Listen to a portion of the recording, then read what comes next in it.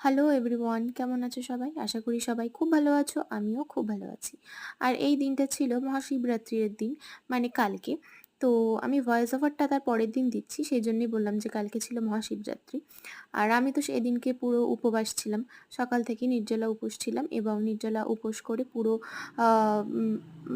ভোলা মহেশ্বরকে পঞ্চামৃত দিয়ে স্নান করিয়ে তার পঞ্চামৃতর মধ্যে এখানে রয়েছে ঘি, মধু, চিনি, আহ, দই আর দুধ। তো এগুলো দিয়ে স্নান করানোর পরে আমি ভোলা মহেশ্বরের মাথায় পাতা দিয়ে 3টে বেলপাতা দিলাম, চন্দনে মাখিয়ে 3টে বেলপাতা। তারপরে আকন্দ ফুলের মালা যেটাকে বলা হয়, সেই আকন্দ ফুলের মালা দিয়ে প্রথমে আমি ভোলা মহেশ্বরকে বরণ করে, ঠিক তারপরেই আবারও একটা বেলপাতা, এটা অবশ্য আমার হাজবেন্ড দিয়েছে, এটা ওর হাত আর কি। তো তারপরে ও আবার আর একটা মালা পরিয়ে দিল ভোলা মহেশ্বরকে।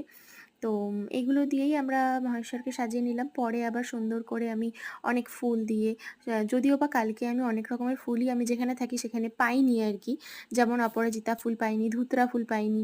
তো যাই হোক, পরে আবার যখন সেই মন্দিরে গিয়ে আবার সবটাই পেয়েছিলাম ওখানে গিয়ে, বাট ঘরে আমি জোগাড় করতে পারিনি। যাই হোক, এভাবেই আমার পুজো সম্পন্ন হয়ে গেল। সবাই ভালো থেকো, টাটা।